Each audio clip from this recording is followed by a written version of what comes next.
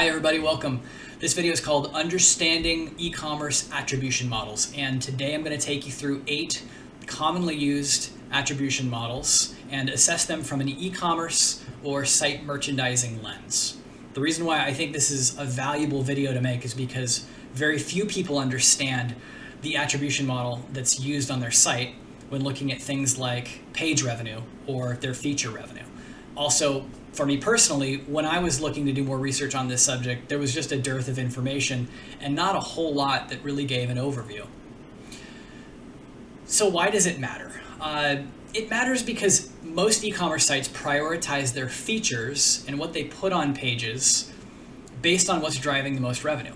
And that can really change drastically based on how it's attributed. So you might be prioritizing merchandising features that increase customer friction without knowing it, or you could be vastly overstating the amount of revenue that you think your widget is generating. So let's get into it. There are 2 types of attribution models. There's single touch and multi-touch. Single touch looks at a single touch point. So it could be a click or a page or an interaction in the journey. And multi-touch looks at more than one point in the journey and provides a value for each. So there are 3 types of single touch attribution models. There's first touch, last touch, and same touch. And in the multi-touch attribution types, there's J-shaped, U-shaped, linear, participation, and custom. Now, this isn't the consummate list of all attribution models. These are just some of the commonly used ones. So I'm going to try to cover what each does and how to use them. But to get even further in, we would really need to deep dive on one in particular because there's a lot more going on behind the scenes. Now we're going to take first touch first. And the way that I like to understand attribution models is to use an example flow. So for these 8 different types, I've created an example experience. So this is what it looks like. The customer journey starts with the homepage. This customer goes to a landing page, then navigates to a second landing page, then to a product page where the customer adds to cart, and that's where we get the conversion. So looking at attribution across these 4 pages, now granted most journeys are a lot more complicated than this, but we're going to keep it simple for example's sake. For the first touch attribution model, because it's only a single touch, it's giving all of the attribution, or 100%, to the homepage. So if that conversion was a basket size of $100, $100 goes to homepage, and there is no other revenue attribution to any other page in the funnel. So the teams that often use first touch are marketing teams or social teams because they're looking at driving traffic to a site and understanding if that channel is working or if it's not. So it's good for a single point in time for understanding where a customer lands, but not for a full journey. Similarly, with last touch attribution. Again, we're going to give 100% to the product page for that one hit because that's where the conversion happened, and that's it. It's really good for short sales cycles where you're really trying to hone in on what caused that conversion, but doesn't help you understand how a customer got there.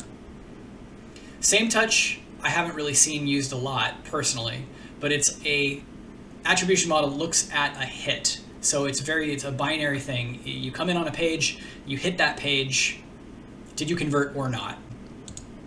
Now, the J-shaped is when we get into multi-touch. So J-shaped, for the sake of this example, we're using 20% for the first hit and 60% for the conversion hit. So basically 20% goes to homepage, or say it's $20 if we're talking about a $100 basket size, $60 goes to the product page, and then it's split for the pages that are in between. So it helps you understand how you got there and what page caused the conversion. Now you can switch it around by also using inverted J, which basically does the opposite. It gives 60% of the value to the homepage and 20% to the product page. So you're valuing your channel hit, you're valuing the top of the funnel over the product page. Or you can value them exactly the same, which is what U-shaped is. U-shaped takes 40% at the homepage, 40% at the product page, splits the difference in between, and basically values them the same. Now, again, I think this is better than single touch because we're actually able to see what is helping us convert And when I was at Amazon, we used to use a peanut butter spread where everybody gets a little piece of the pie, or an equal piece of the pie, and that was changed to be a multi-touch attribution model that weighed things more heavily on the conversion page. And I think that works really well because there are other models that don't help you understand where there is friction in your journey. U-shaped, J-shaped, they do, because they put more weight on your product page. Then there are others like linear that do not, and here's why. For linear, basically you give credit to every single page that's touched, divided by the number of pages or hits. So in this case, because there's 4 pages, everybody gets 25%. And what this basically does is it helps you understand if you've got a very long funnel that a customer has to go through to convert, everybody's going to get a very small piece of the pie. Now the problem is you can't really tell, was it your converting page that helped? Was it your entry page that was helping customers move through the funnel? Where are the problems? It doesn't really tell you because everybody's valued the same.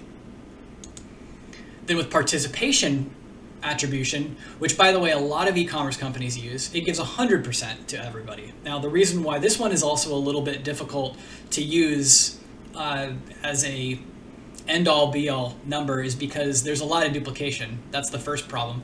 If the conversion is $100, I'm going to look at 100% to every single point in that journey. So homepage gets 100%, landing page gets 100%, and if a different team owned each of those pages, they may collectively all go up to a VP and say, hey, we caused $400 in conversion revenue, which obviously did not happen. It was only $100, but because everybody values it at 100% because they were a part of that journey, there's going to be a lot of duplication.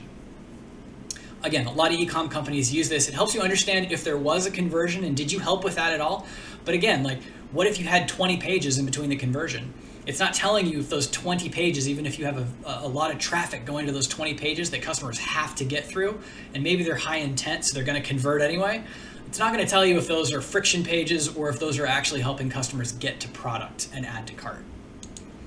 And then finally, what I think, in my opinion, is the North Star, a custom revenue attribution model, which could be time decay, could be a proprietary algorithm, but basically the idea is that it's your own algorithm that you choose. You look at your customers and you optimize for journeys that are the most successful, and you optimize for what you value as a company. So a lot of more advanced, I'd say, businesses use this so they can look at what are the pages that are causing conversion, how are we helping customers get there, and what's the optimal flow look like, and how do we get customers into that optimal flow. So that's the presentation for today. I hope you got something useful out of it. I had a blast putting this together because I've learned a lot as well. And I hope you got something useful that you can take back to your product team or take back to your merchandising team. Thanks.